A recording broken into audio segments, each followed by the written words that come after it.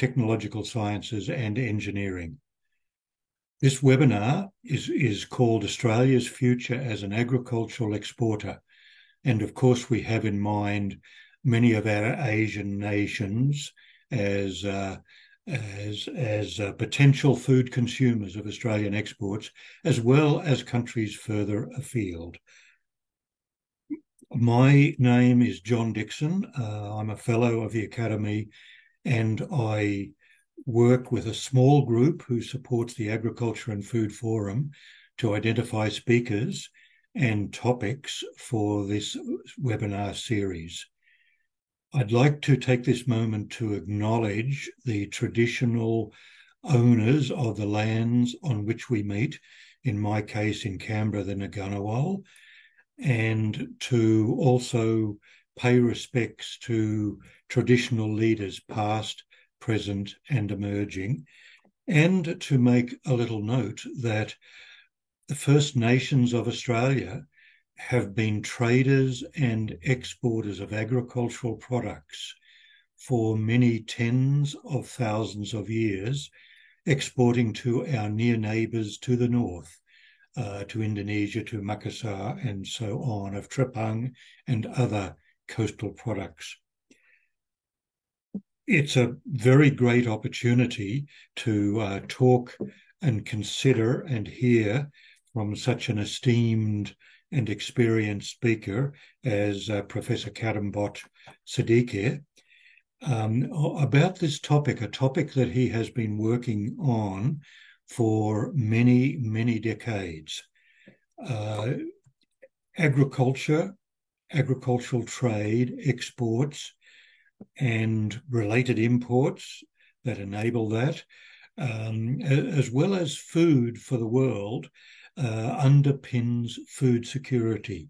One shouldn't forget that there are still 750 million hungry people in this world, and keep in mind all of those who go to bed hungry each night for lack of food.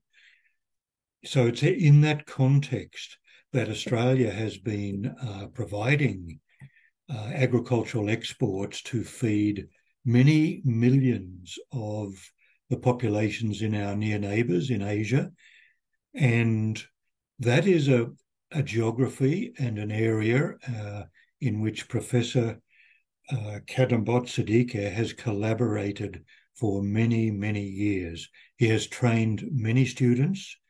He has done many joint projects on research, particularly in cereals, especially in grain legumes, as well as oilseeds and other aspects of agricultural production, with South Asia, East Asia, Southeast Asia, as well as countries further afield in the Middle East.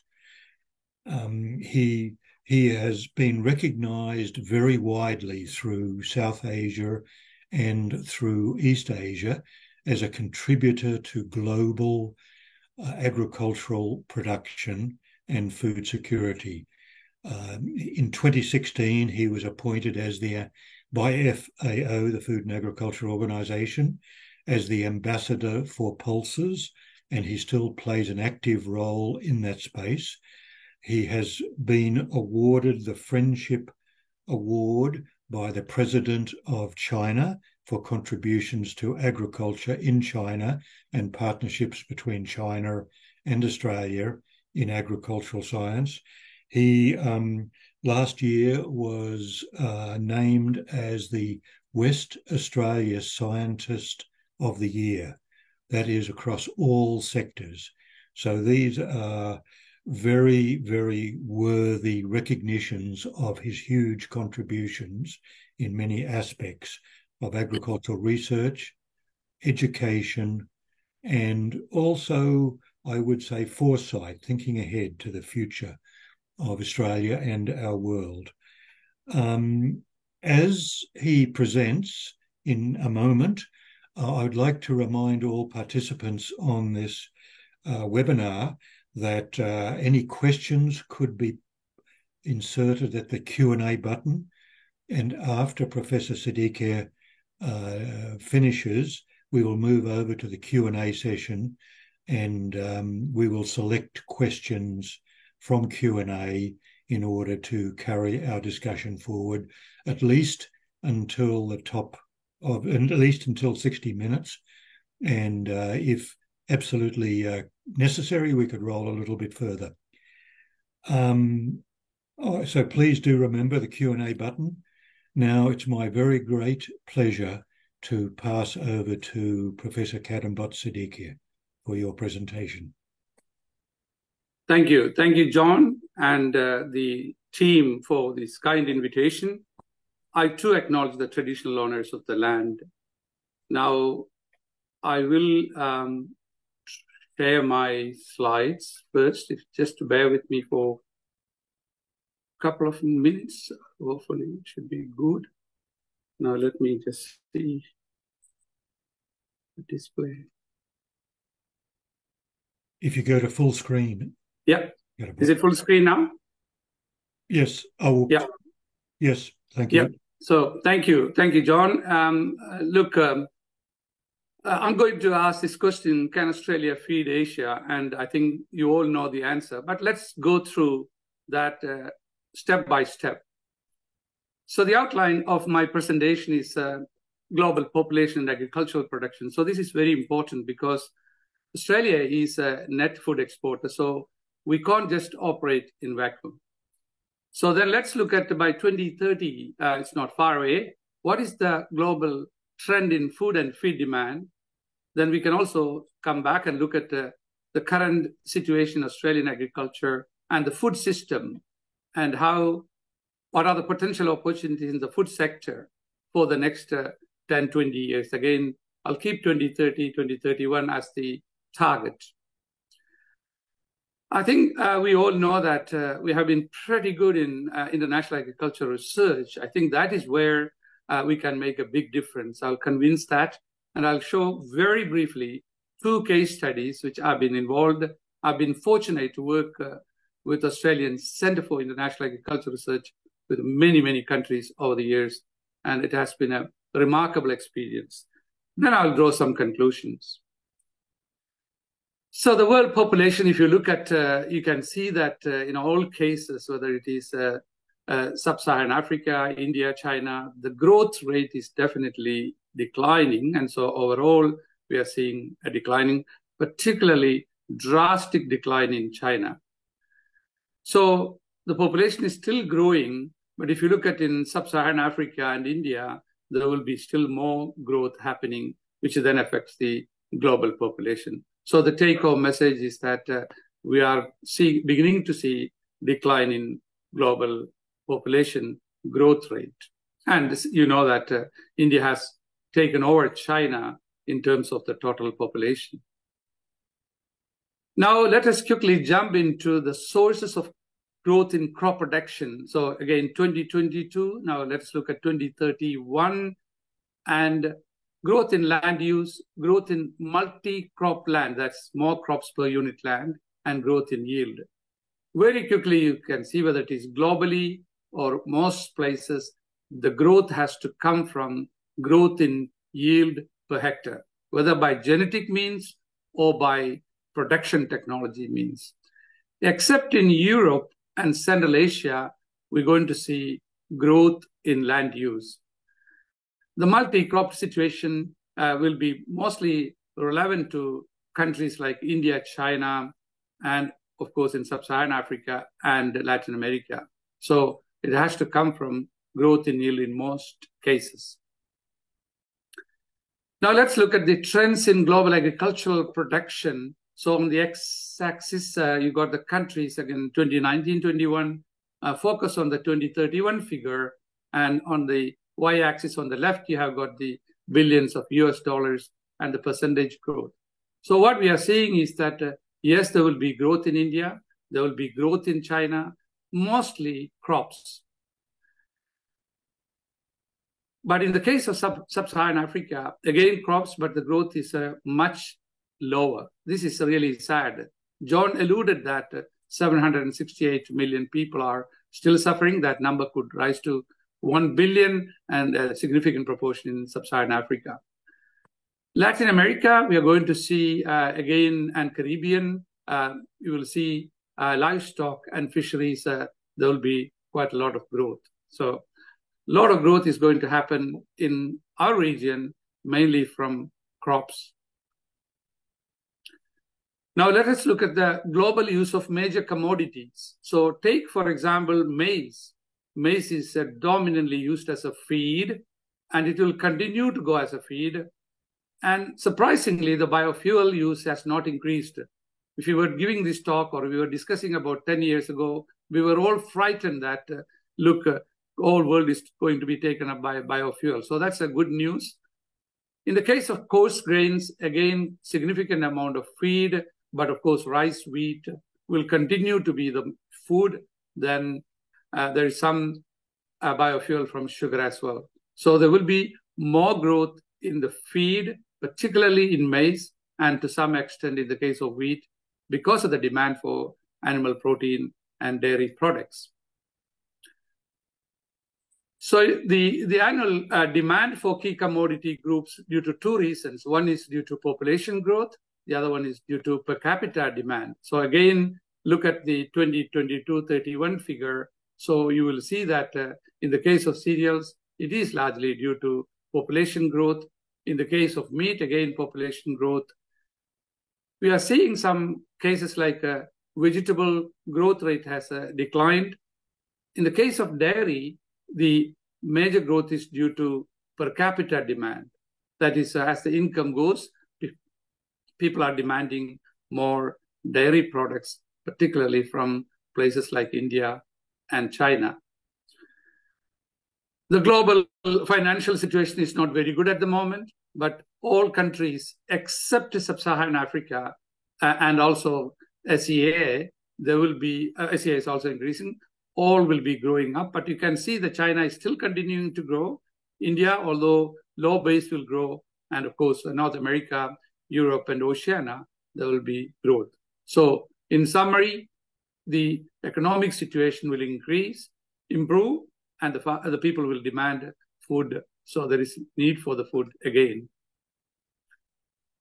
Now let's look at the regional contribution to food demand growth. Again, 2012-21, then I'm projecting for 22-31. So there will be more demand for cereals, particularly from Sub-Saharan Africa. And look at the dairy, fresh dairy product, there will be more demand from India as the income rises, being a vegetarian country. Meat consumption will continue to be an important part of China. For example, China average consumption of meat is about 5 kilograms per person per year. And it easily can go up to 15 kilograms. The biggest consumer in the world at the moment is Uruguay. They're consuming about 59 kilograms of meat per person per year.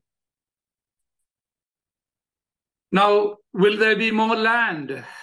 Situation is India, there won't be much land. China, there will be some increase in the case of cropland.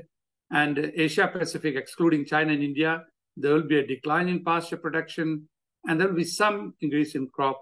So overall, except in Latin America and Caribbean, there won't be much new land available. So there's not going to be no new land in the 2030 scenario. Now let us look at the dry land, because that's where Australia is. And Australia is the driest human inhabited continent in the world. And there are different classifications: hyper-arid, arid, semi-arid, and dry subhumid. So the dry land covers almost every continent. And it is about 42% of the global terrestrial area and about 35 to 38% of the global population. Now it's gone up. So we're talking about 2.5 to 2.8 billion people live in drylands. Basically, the agricultural production is limited by water. That is very true in Australia. And these areas are getting marginal due to the impact of climate change.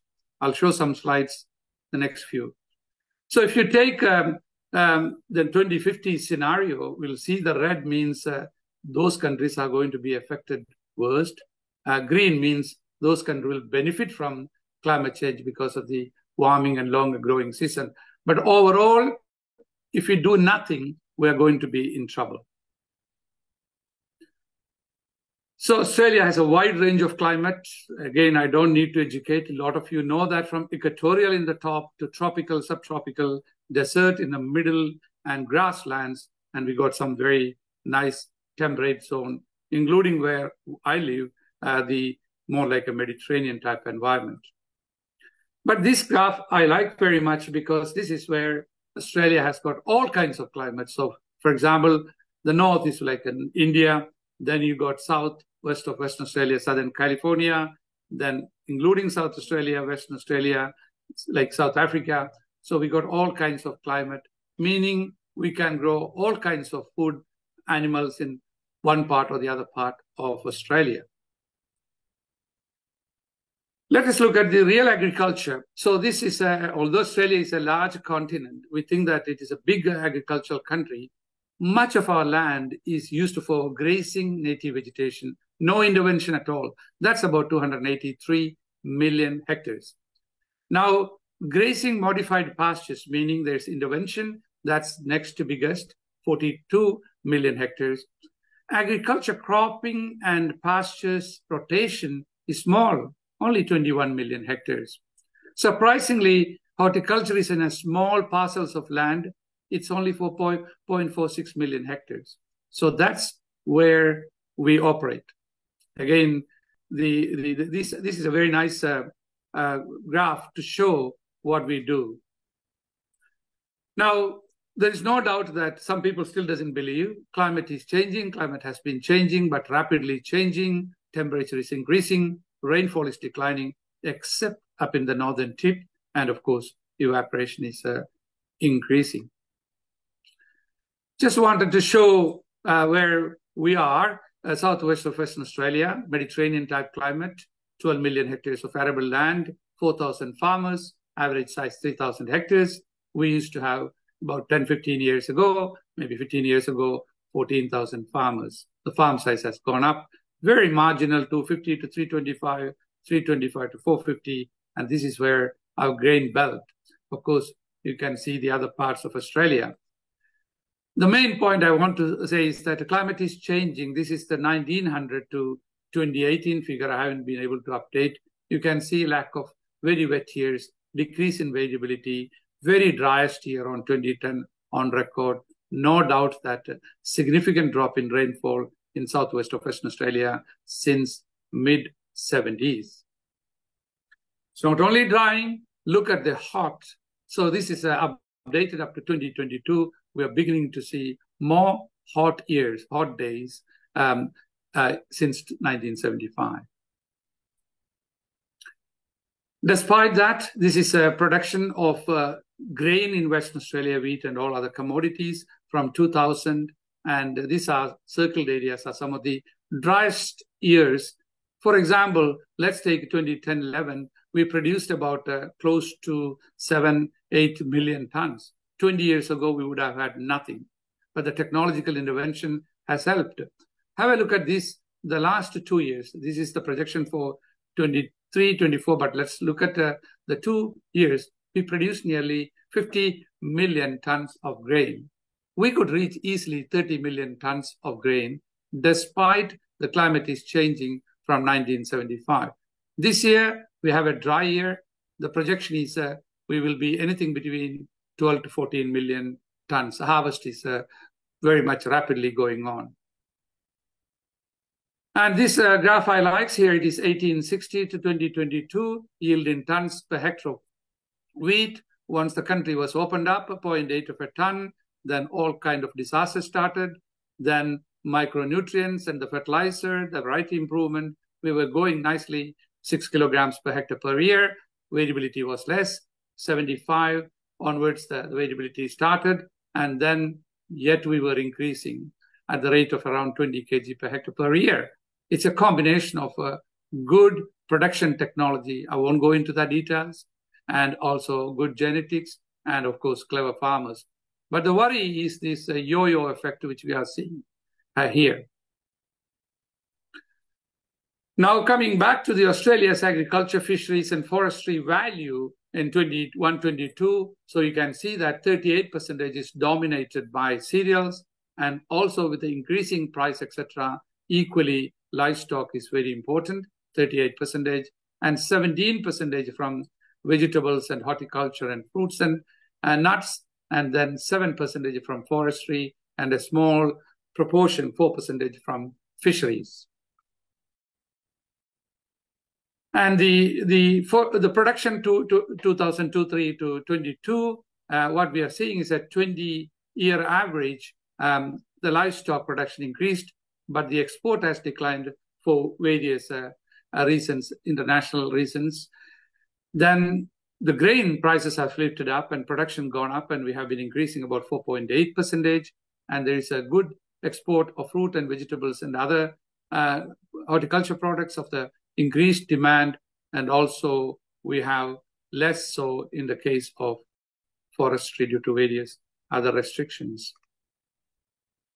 So Australia is no doubt an agriculture export-oriented country. 72% of agriculture production is exported. So for example, let's take rice, 92%. Let's take wheat, that's 67%. So almost everything is exported. Even pig and poultry, we are exporting about 6%.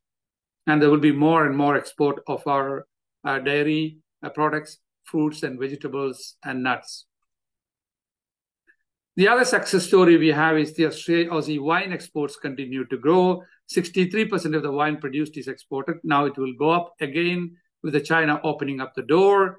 And we have 20.5 million glasses of Australian wine is enjoyed overseas each day. This is going to go up again. There are 2,729 active exporters. That means a lot of boutique wine industries operating, and different products, 24,000 plus different products. Traditionally, it has been going to UK and United States, which is a high value market, but China now taken over about close to 2 billion. And I'm sure that our Prime Minister's visit will help. Chinese will continue that. And we need to really look at diversifying our markets. And India is also emerging as a potential market, but Europe, US and UK will continue as a market. This is a success story of innovation, grain research and development. Grape and Wine Research and Development Corporation has done a marvelous job in working with the industry researchers to enhance this production and value. The other feature I want to show, I don't have the recent data, I have only 2017-18 data. The pie has increased. This is the grains industry, 2.3 billion to 12 billion. But look at that, wheat used to dominate. Now it is not the major crop. We have got other crops like canola, the pulses, and oats and barley, and other things are coming. This is really a combination of a couple of factors. The diversification, farmers are very keen on sustainability, but also the market demand. And this is a good sign. The question is that we need to further diversify and make sure that our system is sustainable. And Grains Research and Development Corporation has played an immense role in this program.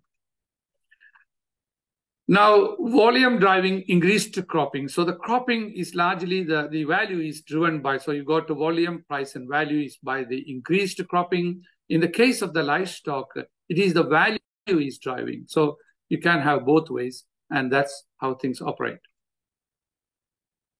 Now, our export destinations, if this talk was given, say, 25 years ago, we would say mostly between the Middle East and Europe. Now, China, Japan, Indonesia, Korea, Singapore, Hong Kong, and Vietnam. India is also emerging. Although China, for the last 2 years, there has been a decline, but it will come back because they need a lot of products from us. So Asia is our market. Of course, there are other markets we should not ignore. Indonesia, for example, 4 to 6 million tons of wheat, and they will not be able to grow wheat in Indonesia, as you all know. The climate won't allow. And they also have got appetite for animals, products, and fruits, and temperate fruits and vegetables, and so on. The number of farmers in Australia, farms have declined, 120,000, and currently sitting around 58 to 60,000, probably stabilized. The shares of farms, both cropping and livestock, is quite important in the case of farming. This is all in Australia, not just the grain belt. Dairy is not going up. In fact, it is as a lot of people are exiting, and then consolidation is occurring. Now, where is our laborers? This is a big issue, employment. So still, contract Australians dominate. Working holiday, there has been a decline. Hopefully, after the COVID, we will get there. And then permanent Australians, family farms still members, big one. And we need to really enhance the Pacific Australia labor mobility, especially in our vegetable, horticulture, and other industries. The other interesting news is that 1978-79, the figure for 2019-20, we can see that the high revenue now accounts for 1/5 of the broadacre population, but 2/3 of the land, income, and output. So you can see here the farms with the receipts between 200K to 1 million and farms with more than 1 million is dominating. So as the shares of total operated area is dominated by innovative, big, and profitable farmers. And if you look at the small, medium, and large, very large farms, you can see that very large farms and large farms and very large farms depend on farm cash income, whereas a small farm has to supplement from other sources. And of course, as you expect, the liquid asset is also more with the large and very large farmers. The other good news, we were worried maybe 10, 15 years ago, are we going to have less equity, the farmers, meaning that they have to borrow money from the bank, continue to borrow, and they will be in trouble. This is great news that we are operating around 85+ percentage of equity, which is really good. That means the farmers are in a good shape. And the farm debt hasn't climbed, considering the revenue has increased. So farmers are looking good in Australia. The other good news, total factor productivity adjusted to the climate change is looking good, positive. Again, good seasons, commodity prices, and innovation. And we are also beginning to see the farmers' terms of trade, after dropping for a while, now stabilizing, which is again good news. This is an interesting issue. The producer support estimates as a share of the gross farm receipts. And you got the emerging economy average on the bottom. The middle is all country average, and then OECD average is on the top. So if you focus on Australia, it's one of the countries with the least subsidies going on. Countries like India and Vietnam and Argentina, in fact, they're giving more subsidy than the farm receipts. So it's a very interesting situation. Of course, Europe and United States and others and UK are pumping a huge amount, including Israel, of subsidies. Now, if you look at the total value added, this is important. We think that Australia's food and agribusiness is rudimentary. It is not rudimentary. It's about $125 billion worth in 2019. If we do all the right things, I won't go into the details, we could reach $201 billion by 2030. And the areas include health and wellness, traditional protein, supply chain transformation, and including some of the things, the sustainable packaging, fisheries, technology of small farmers, precision agriculture, big data, and so on. So the positive news is that the agri-business has got enormous potential in this country. It's not only the money making, but the job creation. If you look at the potential job is about 542,000 jobs in 2019. That could be enhanced to 841,000 jobs, 42,000 jobs by 2030. Again, I won't go into the details. The references are provided in the slide. So the total economic impact associated with the food and agribusiness could worth up to $548 billion in 2030. I think we need to let the politicians know it is not just what we produce, the restaurants, the supermarket, the value adding, quite a lot going on. I'm not saying we need to be complacent, we can do more. So the total is 548, direct 245, indirect 142, consumption induced is $151 billion. So that's not too bad. So I'm coming to the real talk. Can Australia feed Asia? Australia is a major agriculture exporting nation, coming in the top 10, meaning export minus import, and that's where we are very strong. But we must also remember significant proportion is non-food item, wool, cotton, hide, skin, and animal feed. So currently Australia feeds about 26 million people at home and about roughly 50 million overseas. So I don't need to give the answer, we'll come back to the end. So, but each of Australia's 135,000 farmers annually produce sufficient food for 200 people at home and about 550 people overseas. Really not a bad effort. But the question is that a lot of people ask in the press and other places, can Australia feed Australians? And the recent debate about immigration will reach probably to the 300,000 plus after the COVID zero immigration and so on. Let us assume that, not assume, 2061 projected population in Australia will reach from 36 to about 48 million, somewhere in the middle. Can we feed them? I think we have enough food, but we have really some serious issues. Climate change, I think that is the biggest challenge. Degrading of our natural resources. We have been exporting from my own state in Western Australia, 25 million tons of grain. Can you imagine the amount of nutrients removed from such an export? The soil health, all those issues. Then, of course, the competition for land and water use. Again, mining and urban expansion is also happening along with that. Australian agriculture is significant. This is a summary slide. 122 billion Australian food, beverage, and grocery manufacturing, 273,000 jobs. It's a backbone to regional Australia. And there's no other industry in regional Australia supporting such the people and the landscape. Gross value of the 135,000 farmers is 55 billion to 68. In fact, we reached a year up to 70 plus billion. The government, previous government, and I think the current government wants to lift that to 100 billion, provided if the season continues well and the demand is there, we can reach that with the existing technology and farmers. And exporting account for 45 billion to 50 billion plus. 1 in 7 Australian jobs, that's equal to 1.6 million, are in the farm-dependent economy. Food and beverage processing employs around 1/3 of all Australian manufacturing workers with huge potential growth I mentioned previous slide.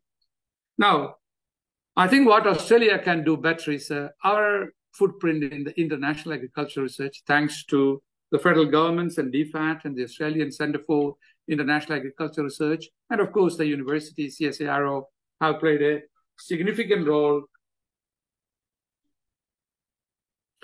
in that. Now, I'll give you 2 case studies. I've been fortunate to be involved with numerous overseas projects, either funded by Australia or elsewhere.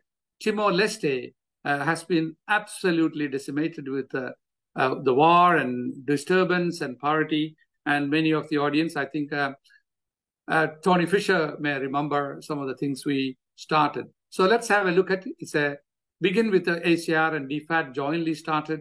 And we partnered with the Ministry of Agriculture and Fisheries, MAF. This is very important. We quickly imported about 2,000 improved germplasm from CGIAR centers that include CIMET, ICRISAT, ICIAT, and I think IITA. We imported those germplasm and then gone into the post-conflict nothing. Only crop they produced, exported was coffee. Rest was all provided in the previous regime. So our focus was on variety. So Seed of Life, I was not involved 2000 to 2004. Late Colin Piggin was championing from ACIR. Then they were introducing some varieties and started on a small scale in the research stations. And then Tony Fisher contacted me in 2004-05, and then we started the Seed of Life 2 project on station 4,000 plus participatory on-farm trials. And I handed over that project to Willie Erskine when he took over the CLIMA leadership. And the Seed of Life 3 project, again, thanks to ACIR, wonderful project, multiply and disseminate and seed of farmers' preferred varieties. Again, I don't have time to go, wonderful achievements. What lessons learned? John wants some sort of things we can take it and further export or work with other players. Key issues, poverty, malnutrition, seasonal scenario. Sometimes they have food, sometimes starvation. Hunger entry point. This is the entry point. Improved food security. Crop improvement needs local context. Although we imported the germplasm from international centers. For example, cassava from CIAT was imported. If we didn't do the taste testing with the people, then high-yielding variety would have been released, but the farmers would not adopt. Environmental conditions vary even within the country, and social issues. These are very poor farmers. We need to tailor our projects accordingly. Varietal improvement is useful. Seed system was absolutely not happening. Again, I think informal seed system is cost effective. That's what we learned.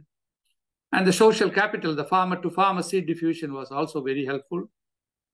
The most important point is that the power of quality, science-based applied research linked to capacity building to solve the real problem. That's where we can really help more people to feed themselves.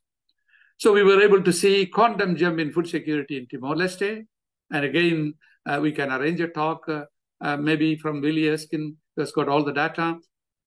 Crop improvement, together with the production technology, can change people's lives. And I'm sure John will agree with me, has been involved. The second project is led by Professor Wallace Cowling, my colleague. I think he's listening.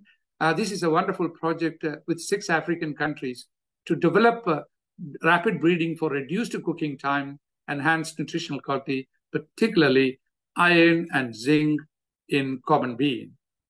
Wonderful, 6 African countries, and then facilitated by CIAT and PABRA, which is a Pan-African Research Alliance, Better Beans for Africa.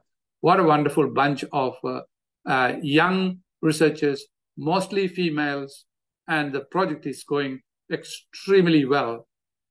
We targeted for a new common bean genotype for East Africa. Again, Ethiopia, Kenya, Uganda, Tanzania, Rwanda, and Burundi. 30% shorter cooking time. I won't go into the details. The hassles of getting firewood and the water and so on. 15% high iron and 10% zinc, available iron and zinc. And implement a new breeding technology. I'll just briefly mention that. Next slide.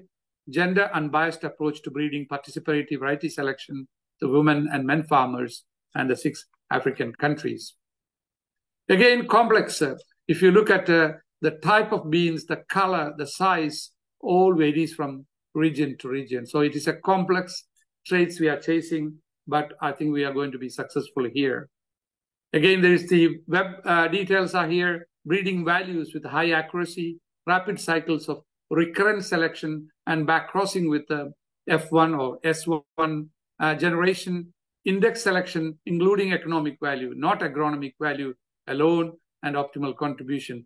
This method is now trained to more than 20 breeders from those countries, and hopefully they will use that in their breeding program post-project period.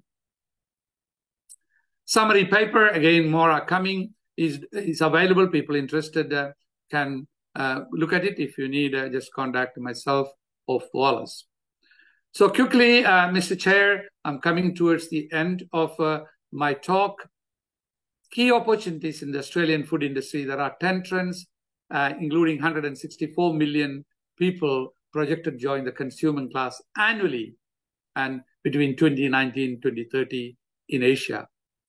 And the COVID-19 pandemic also is inducing concerning about rising food security. So there will be people try to have food provided to their people, to the average people.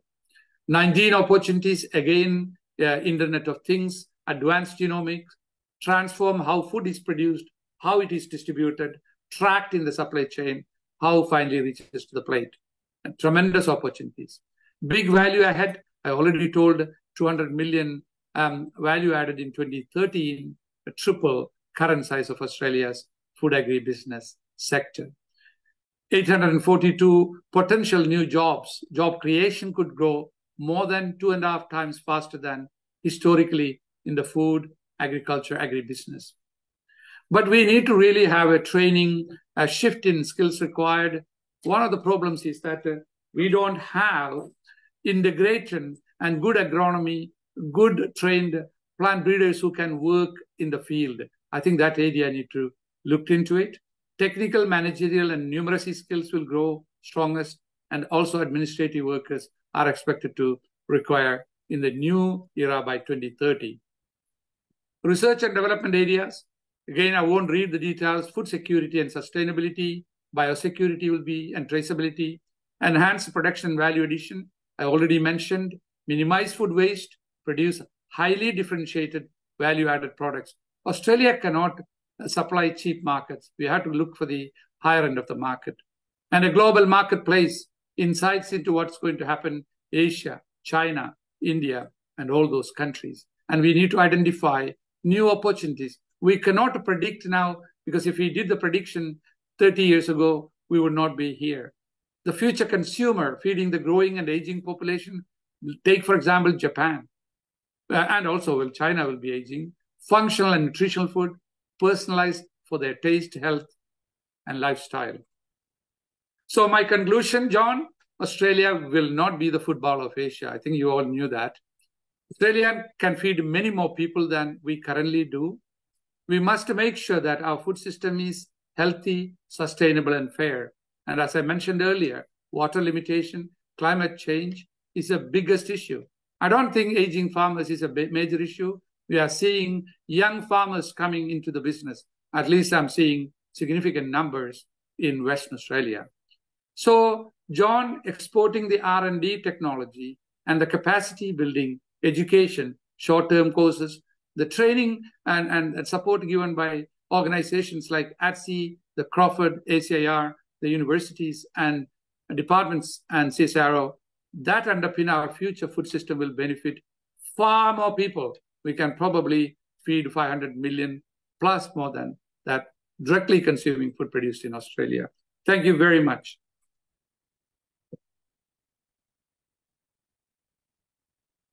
Well, thank you very much, Professor Siddiqui. That was a really excellent, very stimulating and all-embracing presentation. You've covered such ground, and you've placed Australia within the global context and looked at emerging trends and ended up on the notion that there's great big value ahead, there's new jobs being created, and that we can look forward also to the export of agricultural research and development services. We can be exporting technologies, we can be exporting education, skills, and training for our neighbours, and developing the partnerships with our near neighbours that are also so important for Australia in the Pacific, in Asia, South, East, and Southeast. So thank you very much. That was very stimulating. What I would like our participants, just to remind them, please do enter all your comments and questions at the Q&A button at the bottom of your screens. We do have one question at the moment. Just before I get to that question, Professor, might I open up? You've talked quite a bit about job creation, and we know that for every agricultural graduate trained, there are 6 jobs in the industry. So we're simply not meeting the requirements for that skilled workforce in the future. But I'd like to ask you something a little bit different about your opinion about where robots will lead us in cropping, in horticulture, and even in dairy and livestock. How do you see the development of automation and robotic support? And then I'll move over to the Q&A questions. Thank you, John. I think in one of the slides I mentioned about the Internet of Things and artificial intelligence. Already Australia is a country where we have mechanized. A lot of our farmers have been using auto steer. They don't even drive, sit there and read books. Then variable rate technology is applied. And we have now most of these meat industry, there's quite a lot of automation. Perhaps one of the weakest one is in the case of shearing wool is a big challenge, disappearing shearers, and we still haven't achieved that. I think there will be more automation in the horticulture industry, fruit picking and so on, but still it's not going to replace the human intervention. So there will be more and more we will see. And then the challenge for us is that when we create all these data from drones and everything, we still need individuals and brains to analyze that data and translate that information to production. For example, very briefly, the people have been monitoring their yield monitoring on the paddock for 14, 15, 20 years. Have you really used data apart from variable rate technology and so on? So I'll stop there. So yes, this is an area where Australia is also a leading country and it will continue to lead. Thank you. Thank you very much. Let me move to a question from Paul Wood along the line that the ag tech sector sees itself as a major exporter of technology and services. Could you give us some examples of that?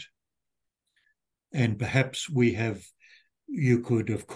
already described Timor-Leste and the aid-related exports, but I wonder also about commercial exports of technology. Yeah, so the commercial exports of technology, in the case of the breeding, the first thing coming to me is our breeding programs really automated well before some of the other larger players. So in terms of all the way from note-taking, preparing seeds and sample processing, etc. So that's an area where we have pioneered. The second area is that the germplasm we have developed over the last 100 years in any crop. So as you know that Australia didn't have a formal agriculture and everything was introduced, including the Great Farrer wheat program. So those germplasm and the genetics of that is really an important technology when we look for drought and heat and other adaptation and poor nutrient situations. Most of the machinery, unfortunately, in Australia is imported, the harvesting and the tractors and so on. Yeah, so that's where I would say yes. Okay, well, thank you very much for that. We've got a question also from Tony Fisher, and I'm just selecting here at the moment. You'll recall that, of course, Australia is investing relatively little nationally in research and innovation. We have a target of 3%, but we are at the bottom of OECD countries in terms of our national investment in innovation. So Tony asks us a related question. Thanks for the very comprehensive overview. Picking up on the future of R&D opportunities, how do you see the balance between public and private research, first of all in Australia, and how might that evolve? And secondly, in Asia and in sub-Saharan Africa? Yeah, very good question. Thank you, Tony, and thanks for the compliments. Look, this is a very serious issue. Thanks to the farmers and the R&D corporations, if they were not there, we would have been in big trouble because currently a lot of that money is coming from there. Yes, I was in China the other day or last week, the Chinese Academy of Agriculture Science conference in Sanya, and that figure came out. Australia is pretty low, and this is really sad. Only country in the world now looking good is China. China is investing significantly. In fact, the numbers is declining in India. The ICR, the Indian Council of Agricultural Research, is concerned the current government has not given that much emphasis on agriculture and food in India in terms of R&D. So Australia has to think we have to lobby that a significant investment is required because the challenge is enormous in terms of climate change and also the capacity building. I'm also concerned about emerging young researchers like the traditional agronomy, or I would not say traditional agronomy, good agronomy, and also plant breeding and the communication skill extension, that's declining. So Australia is also the global investment in agriculture, research and development. For example, the CJR system is in big trouble at the moment. So the second question is that public versus private partnership. So we could say the Australian farmers are private, but the federal government is contributing. I'm not going to see huge private investment in Australia for various reasons, because of the size of our agriculture is not big, although we are a big exporting country. For example, we haven't seen any major wheat breeding companies coming and taking over in Australia or investing heavily. It is all largely by Australian governments or state governments and GRDC at the moment, which is the farmers. In the global investment, it is really sad. In the United States, we are seeing more and more private investment. Maybe in Brazil, we will see that some more. India, again, private investment is not the biggest player. So China is a good example where only country I can see where huge growth in investment happened during the last 5 years. So summary, Tony, I think we have to really lobby and make sure that we have got investment in research, development, and capacity building in agriculture and related areas immediately. Thank you. May I sort of move to a couple of related questions? Noting that the value creation for Australia will lie in the R&D, tech export and or education sectors. Do universities have the sole responsibilities? And we know at the moment that universities themselves are under immense pressure in Australia. And so the question goes on, should they just be the responsibility for creating these opportunities, or are there other better or wider and more integrated partnerships with industry, such as we have seen in Europe and the US? Yeah, I think it's a very good question. I think I would go for more and more better partnership, but the formal sector of education is through the university. So we talking about even some countries, undergraduate students are coming to study for, we talk now agriculture and food system, the masters and increasingly PhDs are coming.